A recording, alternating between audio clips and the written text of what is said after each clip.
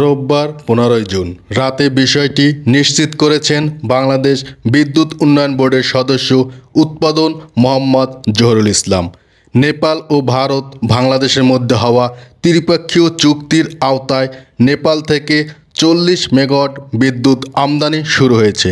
দেশটি থেকে আসা বিদ্যুৎ জাতীয় গ্রিডে যুক্ত হয়েছে ইতিমধ্যেই। পিডিবির এই কর্মকর্তা বলেন, নেপাল থেকে শনিবার 14 জুন দিনগত রাত 12টার পর থেকে আমরা 40 মেগাওয়াট বিদ্যুৎ পাচ্ছি।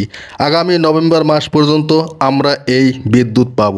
নেপাল এই সময়টা বর্ষার, এই জন্য শুধু বর্ষার মৌসুমেই বিদ্যুৎ আনার সিদ্ধান্ত হয়েছে।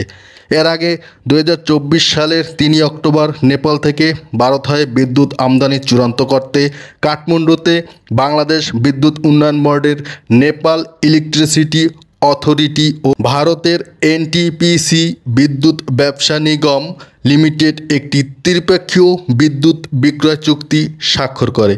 চুক্তিতে 15 জুন থেকে 15 নভেম্বর পর্যন্ত বিদ্যুৎ সরবরাহ করার কথা বলা হয়েছে। আগামী 5 মাস ভারত হয়ে এই 40 মেগাওয়াট জলবিদ্যুৎ বাংলাদেশে আসবে।